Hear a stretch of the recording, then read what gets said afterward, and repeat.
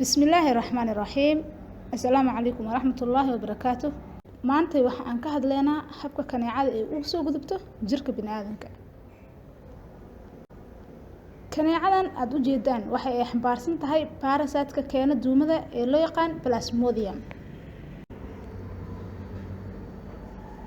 Sida aan ognahay, cudurka duumada ama kaneecada waxa aadanaha u soo gudbiya nooca dhadiga ah ee kaneecada, taas oo loo yaqaan female Anopheles mosquito. habka kaliya ee aadanaha ugu soo gudbi karto duumada waa habka qaniinada ama kaneecada in ay ku qaniinto, taas oo ay kugu reeban karto ukumaha ku jira salivary glands-keeda.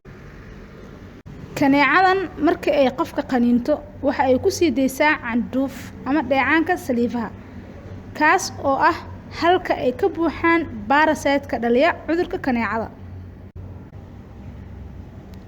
dheecaanka saliifaha ee sii deysa kaneecada waxa uu ka hortagaa in uu ka istaago dhiiggii ee jirka aadanaha ka nuugaysay, waana sababta ay kaneecada ugu sii deyso candhuuftaas ama dheecaanka saliifaha qofka jirkiisa, waxaana kuu soo raaca ama kuu soo gudba ukumihii ama parasite-kii ximbaarsanaa dulinka.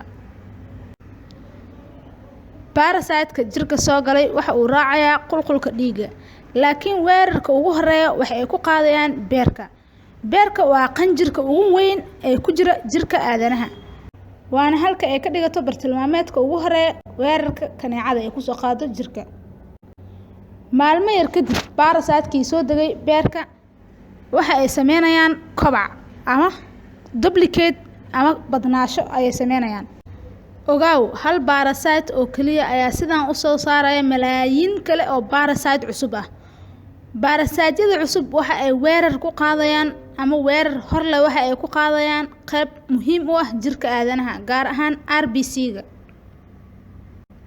RBC-ga oo laga soo gaabiyey red blood cells ama unugyada cascas ee dhiigga aadanaha, waxa isla marka ku abuurmayo parasite-kii, kaasoo burburin ku keenayo RBC-gii yaryara.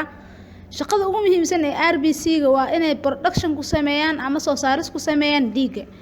qofka ee parasite-kii haddii uu asiibo RBC-ga waxaa qofka ku dhacaya blood loss ama qofka dhiig la'aan inay ku dhacdo ama anemia, waana sababta inta badan ee duumada ama kaneecada u disho dadka aadka u tabar dheer sida caruurta, hooyooyinka uurka leh, waxayna fursad ahaan uga faa'iideysataa in ay qofka marka ugu horeysa dhiig la'aan uu ku dhacdo, waxaana yaraanaya dhiiggii jirka uu soo saari lahaa, maadaama jirkii dhiigga qaybta u soo saari lahayd burburin ee ku wada kaneecada.